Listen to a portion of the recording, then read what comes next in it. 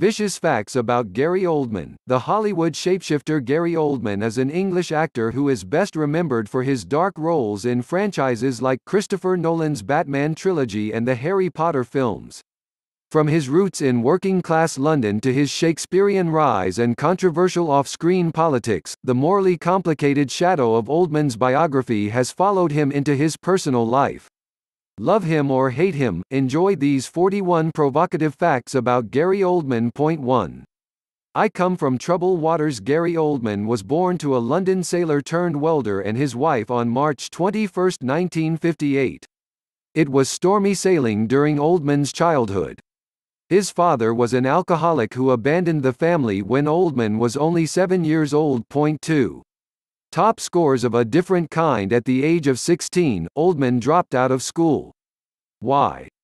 To pursue career opportunities in a sports shop. 3. Every song comes to an end. Oldman's entertainment roots are actually in music. As a child, he was a musical pianist and even a singer. These lyrical ambitions were later dropped to focus on acting. 4. An angry inspiration. Oldman cites Malcolm McDowell's performance in The Raging Moon 1971 as his primordial inspiration to become an actor. To quote Oldman, "Something about Malcolm just arrested me, and I was connected, and I said, I wanna do that." 5. Having a ball with the landlady while raising her son in South London, Oldman's mother ran a boarding house for football players. Some of her boarders even included the local football club, Millwall. Oldman would become a huge fan of the team. According to Oldman's mother, his absentee father even represented the team in a few games. 6. I'm your number one fan. Growing up, Oldman was such a big fan of European football that he followed Manchester United just to support his local hero, George Best. 7. It's bloody show business. To support himself while studying acting in the mid-1970s, Oldman held a number of odd jobs. He worked as an assembly line worker, a porter in an operating theater, and a shoe salesman. Most gruesomely, he worked in a slaughterhouse where he was in charge of beheading pigs. 8. The best revenge is living well. Oldman was rejected from the Royal Academy of Dramatic Art (RADA), who had little faith in his thespian skills.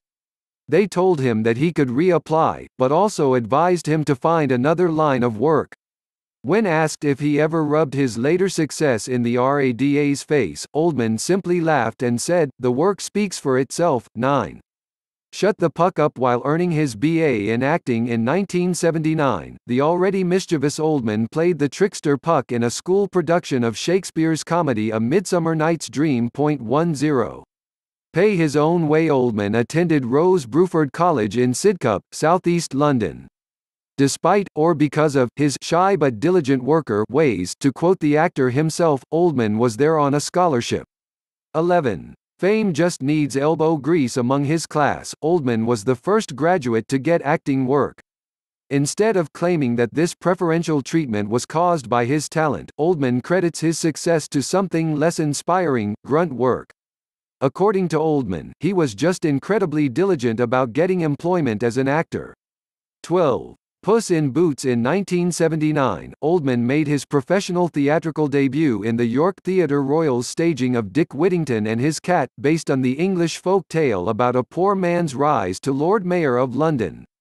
Like all great politicians, Dick Whittington's success begins with the sale of his cat. Naturally, Oldman played the crucial role of Puss. 13. A most papal success. Oldman's stage breakthrough turned out to be his role as Scopy in the drama The Pope's Wedding 1984. For his performance, he received critical acclaim and esteemed theatre accolades such as the Time Out Fringe Award for Best Newcomer. 14. 2 isn't a crowd. For his role in The Pope's Wedding, Oldman shared the Drama Theatre Award with Sir Anthony Hopkins.